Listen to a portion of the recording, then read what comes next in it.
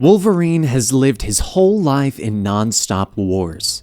But what happens when the war is over and the mutants have won? Welcome to the Complete Stories series here at Comicstorian, where we take trade paperbacks and single issues and break them down into digestible bites to help you understand. Then we read it dramatically back to you.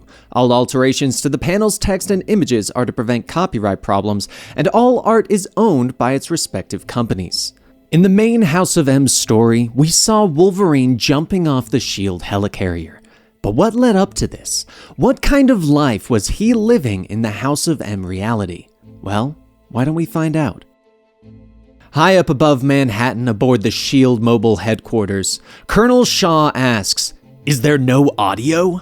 Agent Coleridge tells him, "Unfortunately, there was too much wind on the deck. Their lip readers are trying to work out the details. But they are dealing with Mystique. If she wanted to fool a lip reader, she could easily." Shaw says he is well aware of Agent Mystique's abilities. Was there anyone else who could have overheard the conversation? Coleridge tells him that, again, it was very windy. The only thing anyone could agree on is when Mystique yelled no. Shaw watches the part of the video where Logan jumps off the helicarrier saying, "Yes, that would seem appropriate." 4 hours later, Agent Mystique reports to the Colonel's office asking that he wished to see her. Shaw holds up a file saying, "Yes, he would like to speak with her about Logan." Mystique tells him that she already submitted a report, and Shaw stops her, saying, "He's not talking about his swan dive from the deck. This is about Mexico, 2 weeks ago." Mystique says they also have that report, and Shaw looks at her and says that, yes, he does. But the issue he is having is that her and Logan's reports are almost identical. What he wants to know is what wasn't in the reports. And since the two of them are very close, there might be some unique insight she may have as to why the captain of his Red Army has literally jumped ship. So, let's start from the beginning. Mystique begins to speak, saying that 2 weeks ago, they were in the Sierra Madres. They were deployed to track down and retrieve Paula D'Onofrio, assistant press secretary to the House of Magnus. She had been kidnapped while on vacation with her family by a group of human guerrilla fighters with no connection to the human resistance. And unfortunately for them, the House of M doesn't have a negotiation policy. She and Logan ambushed them in the woods, and while she had them distracted, Logan jumped out from the bushes. It was over in a matter of minutes. He killed all of them, all but one. And as he surrendered, Logan shot him. Later that night, as they were about to report for security detail, she found him mixing pills into his drinks. Shaw asks, "How long has Logan been abusing drugs and alcohol?" Mystique pauses for a moment to think, but then asks if she can speak plainly. As Shaw nods, Mystique says that there is a rage inside Logan. He knows this. Hell, he's exploited it countless times before. Shaw says he knows, and he will do so again for the sake of mutant kind. Mystique says that's just it. Against whom? The war against the humans is over. Shaw tells her the events in Mexico seem to contradict that statement. Wouldn't you say? Mystique pauses again, then says that Logan has spent his entire life, several lifetimes in fact, fighting a war. And even though them as a race have won that war, he has personally lost more than they will ever know. So yes, he takes pills. They help dull the pain. And yes, he does drink. Sometimes it even makes him smile. But neither of those things have ever compromised Logan's abilities as an agent or a leader. Shaw asks, "How does she explain Mexico then?"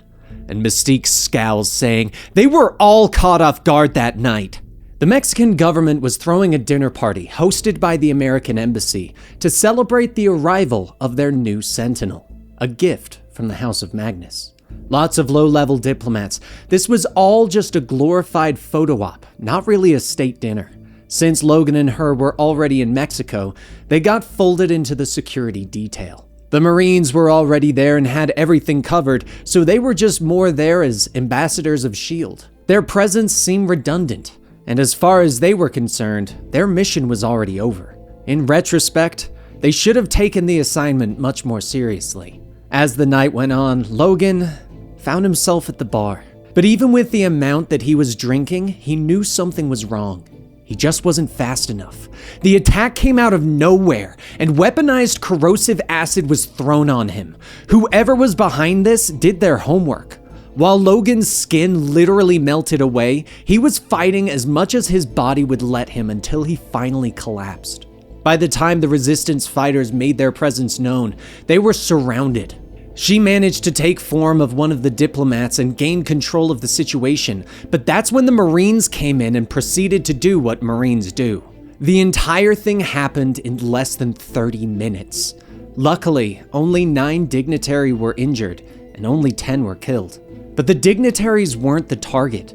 It was the Sentinel, and they got it. Shaw sits back saying, "Yes, it was a very thought-out operation. He'd even go as far to say that S.H.I.E.L.D. couldn't have planned it any better."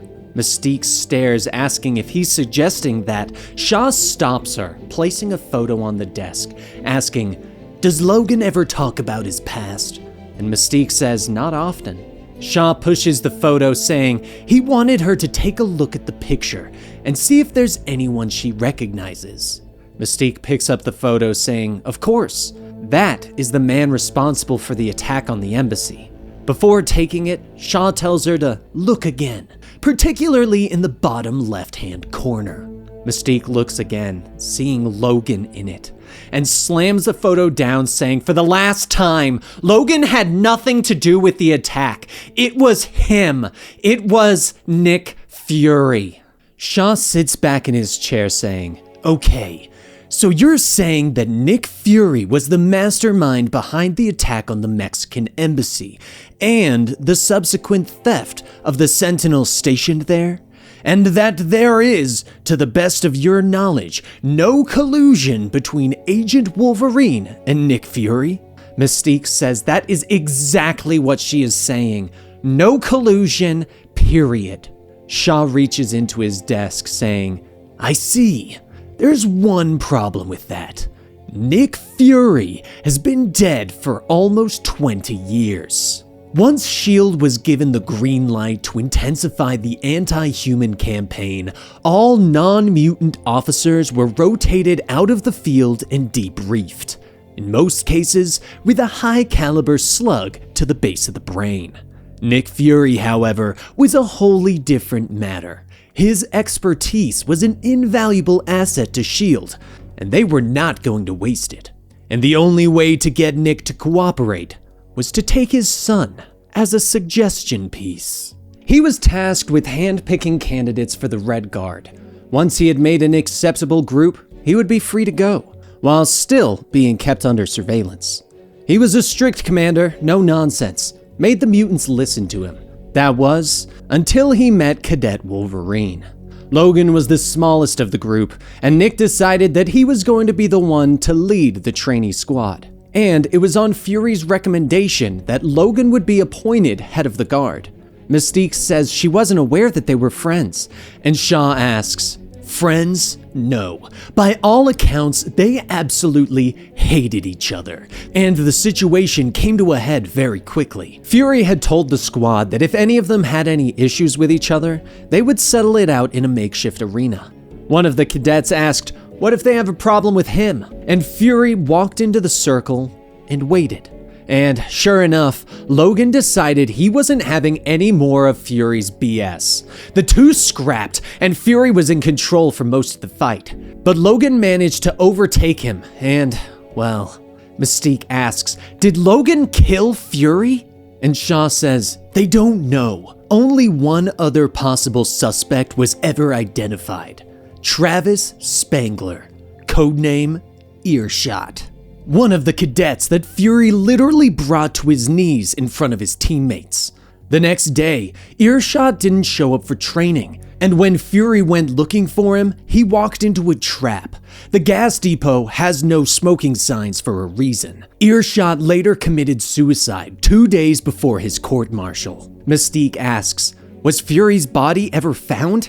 He could have set up that whole scenario to provide cover for his escape. All he would need is a... And she stops, realizing he'd have needed help. Shaw says, exactly. Now, what happened when you went to visit Logan in the infirmary, after the attack on the embassy? Mystique closes her eyes and says, he wasn't there. Shaw tells her, that is it. He wasn't there. And according to the reports, it took her 3 days to catch up to him. And by then, he had already engaged Nick Fury. Mystique says that's correct. And Shaw says, that is quite remarkable. Couldn't you agree? Now, the next question is quite obvious. How did Logan know that it was Fury he was looking for? Mystique says she doesn't know. Shaw goes on saying, back then in the arena, the two decided to settle their differences, and Fury actually stabbed Logan in the ear. Now, that wouldn't kill Logan, but it might give him a nasty headache, and Fury knew that. When Fury pulled his knife out, some of the others said that they thought they heard him say something to Logan, that one of these days, him and his kind are gonna go down hard, and he'd be the one to do it. Shaw leans back and opens the next file, asking, does she think that perhaps the message that Logan left in his hospital room, the "do not follow" carved onto the windowsill, was left for her specifically? Mystique tells him yes, and Shaw says, okay. And does she believe that this was to be taken literally or metaphorically? Mystique says she doesn't understand the question, and Shaw tells her that he will forgive her feigned ignorance once. Now, answer. Mystique pauses for a moment and says, Logan isn't the poetic type. Shaw nods, saying, right, and yet you followed him alone, effectively disobeying a direct order. And you compromised Agent Drew by requesting that she delay notifying him of Logan's AWOL status. Mystique says that she has no excuse for her actions. And Shaw gets up and slams his fist into the desk, causing it to explode. As Mystique steps back, he tells her, then she must admit he does. Take her to the brig. Later that night, Shaw heads into the forensics lab, asking the scientist, is it a yes or a no? Is Nick Fury dead or alive? The scientist says he can't be certain one way or the other. They have very little evidence from the scene of the fire. What the jet fuel didn't completely incinerate, the plastic explosives scattered to the four winds. Unfortunately, there's no evidence here that can tell them whether or not Nick Fury was even in the building. He did, however, find something else. When he pulled up Nick Fury's personnel file to get his medical info, he happened to notice something strange in the access log. The file's only ever been accessed 3 times since the investigation surrounding Fury's death was concluded. Twice by him, and the other time by... As Shaw sees the name, he leaves and heads to the brig, telling Mystique that they are going to have to start this all over again. She said that Logan didn't say much about his past. Well, what did he talk about? Mystique sighs, saying that he talked about how the world was before the rise of mutant kind. How, even though he was despised for being what he is, he somehow felt like he belonged in that world. Because he had a purpose, and how that's all gone now. One night before bed, Logan was drinking again, and she told him that he should ease up. He said that she didn't understand. The drinking, that little bit of death, it's the only thing that makes him feel alive anymore. She pressed him, asking why. Because the war is over? They were only humans. They meant nothing to him. But it was what Logan responded with. Not all of them. There was one. Shaw thinks for a moment, saying, he had a purpose, And how did she track him down? Mystique says the same way that Logan tracked Fury. You assumed, because it played into your collusion theory, that Logan somehow knew that it was Fury he was after the whole time. He didn't necessarily have to know that at all. The sole reason that the embassy was targeted by Fury was because he wanted the Sentinel. Therefore, she knew, just as Logan did, that if she located the Sentinel, she'd find out who she was looking for. A Sentinel is large and hard to move without being noticed. It would have been brought somewhere close to the embassy, a place that could do a chop job on site. Somewhere like an old steel mill. And that's where she found what she was looking for, as did Logan. Shaw asks, "You held back from entering the building and joining Logan? Why?" Mystique tells him that it would have been stupid for her to run in blindly into a hot situation. Besides, Logan can take care of himself. As always, Logan clawed his way through the mill, killing everyone he came across until he finally reached his target, Fury. But it wasn't him, it was a projection of him. Fury said that the House of M will fall. They have cells of resistance fighters positioned around the globe and receiving all the data they'll need to neutralize the Sentinels patrolling their respective sectors.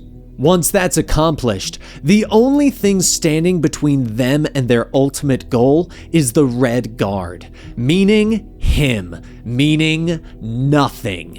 Logan said that he could keep on thinking that, but he'd come after him. He'd kill every human on this earth if he needed to. That he'd just be killing time since the war ended. But now, he was going to find him and make sure that he stayed dead. Fury tipped him off about Mystique's arrival and set off a bomb. Logan came running to her rescue just before the building came down, and they just barely managed to get away. Shaw nods, saying, "That's interesting. When did she hear Fury's name?"